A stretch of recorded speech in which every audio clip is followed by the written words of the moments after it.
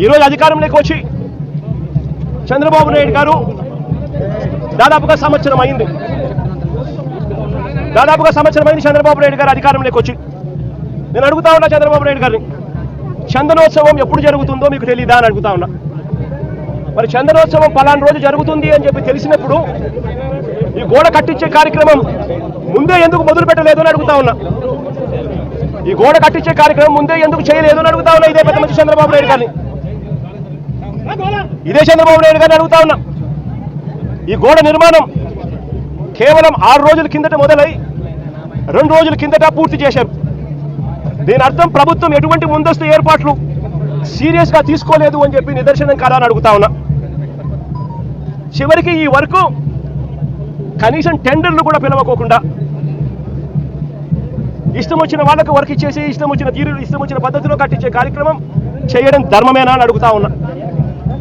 70 అడుగులు పొడవుతో కట్టే గోడకు 10 అడుగులు ఎత్తుతో నిర్మించే గోడకు కనీసం కాలములు కూడా పెట్టించే కార్యక్రమం కూడా లేకుండా ఇటుకలతో, సిమెంట్ బ్లాక్స్తో, ఫ్లయాష్ ఇటుకలతో గోడ కట్టడం అనేది ఏ రకంగా కరెక్ట్ అని అడుగుతా ఉన్నా.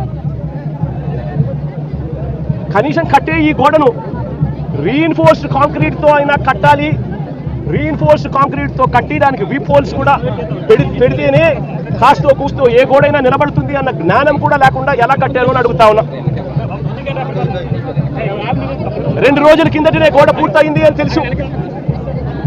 2 రోజుల కిందనే గోడ పూర్తయింది అని తెలుసు.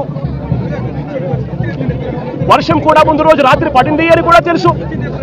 మరి తెలిసినప్పుడు ఇన్ని లక్షల మంది క్యూలో గోడ పక్కనే ఎలా వాళ్ళు క్యూలో నిలబడేట్టుగా చేశారు అని అడుగుతా ఉన్నా. ఇదే పెద్ద మంచి చంద్రబాబు నాయుడు గారిని.